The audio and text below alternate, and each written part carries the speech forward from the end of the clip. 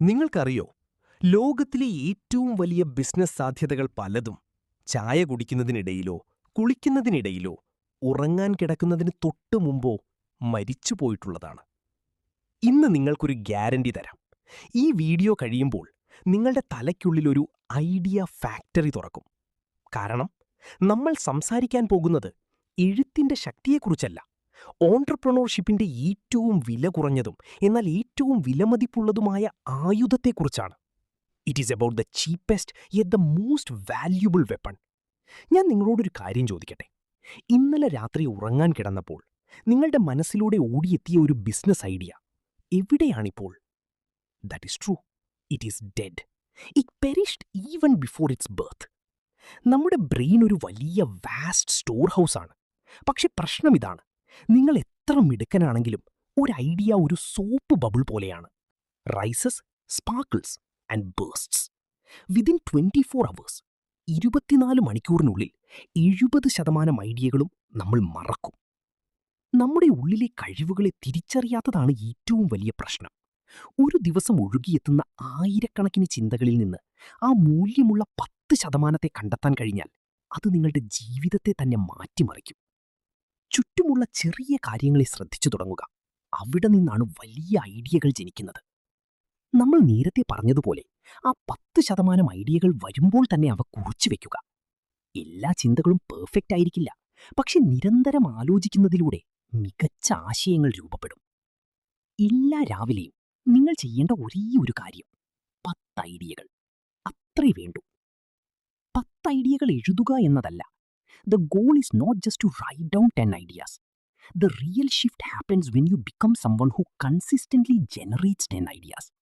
It's about shifting your mindset from a task to a habit.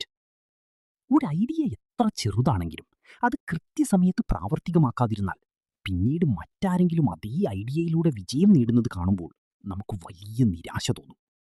ഓർക്കുക, ലോകത്തിലെ ഏറ്റവും വലിയ ബിസിനസ്സുകൾ പിറന്നത് വെറുമൊരു ചിന്ത എന്ന് തോന്നിപ്പിച്ച ഒരു നിമിഷത്തിൽ നിന്നാണ്. ഉദാഹരണം, എനിക്ക് വെറുതെ ഒരു ഐഡിയ തോന്നി, എഴുതട്ടെ എന്ന് ചോദ്യം ചോദിച്ച ഒരാൾ ഇന്ന് ആ ഡയറിയിൽ നിന്ന് 100 കോടിയുടെ സ്റ്റാർട്ടപ്പ് ഉണ്ടാക്കി. കാരണം അയാൾ ചിന്തിച്ചില്ല, അയാൾ എഴുതി. നിങ്ങൾ 30 ദിവസം ഓരോ ദിവസവും 10 ഐഡിയകൾ എഴുതുന്നു. അത് 300 ഐഡിയകൾ. അതിൽ 250 സമ്പൂർണ്ണ മണ്ടത്തരങ്ങൾ, 40 തീർത്തും ഇംപോസിബിൾ, ബാക്കി 10. ആ 10 ഐഡിയകളിൽ ഒന്ന് ഒരു യൂണിക്കോണായി മാറും. അത് നിങ്ങളുടെ നെക്സ്റ്റ് യൂട്യൂബ് ചാനലിന്റെ ഫോർമാറ്റ് ആകാം, അല്ലെങ്കിൽ ഒരു ന്യൂ സ്റ്റാർട്ടപ്പ് ഐഡിയ, അല്ലെങ്കിൽ ഒരു പ്രോബ്ലം സോൾവ് ചെയ്യുന്ന ഒരു സർവീസ്. ഞാൻ ഇത്രയും പറഞ്ഞത് ഒരു കാര്യത്തിന് വേണ്ടിയാണ്. ലോകം മാറിക്കൊണ്ടിരിക്കുന്നു. AI, ഓട്ടോമേഷൻ, മാസ് ലേ ഓഫ്സ്. നിലനിൽക്കാൻ ഹാർഡ് വർക്ക് മാത്രം പോരാ. You need idea flow. If you can't write it, you can't execute it. If you can't execute it, it doesn't exist. നാളെ രാവിലെ നിങ്ങൾ ഉണരുമ്പോൾ ഫോൺ എടുക്കും മുമ്പ് ഒരു പേന എടുക്കുക. 10 ഐഡിയകൾ, ചെറുത് വലുത് പോഷത്തരം.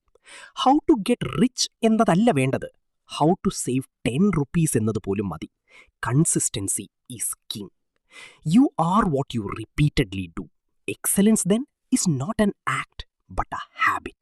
അരിസ്റ്റോട്ടിൽ. നിങ്ങളുടെ നെക്സ്റ്റ് ഗ്രേറ്റ് ഐഡിയ ഇപ്പോൾ തന്നെ ഒരു നോട്ട്ബുക്കിൽ കാത്തിരിക്കുകയാണ്. പക്ഷെ അത് വായിക്കണമെങ്കിൽ നിങ്ങളത് എഴുതണം. ഈ വീഡിയോ യൂസ്ഫുള്ളായി തോന്നിയെങ്കിൽ ഷെയർ ചെയ്യാൻ മറക്കരുത്. കാരണം ആർക്കെങ്കിലും ഒരു ഐഡിയ കൊടുക്കുക എന്നത് അവരുടെ ലൈഫ് മാറ്റുക എന്നതാണ്.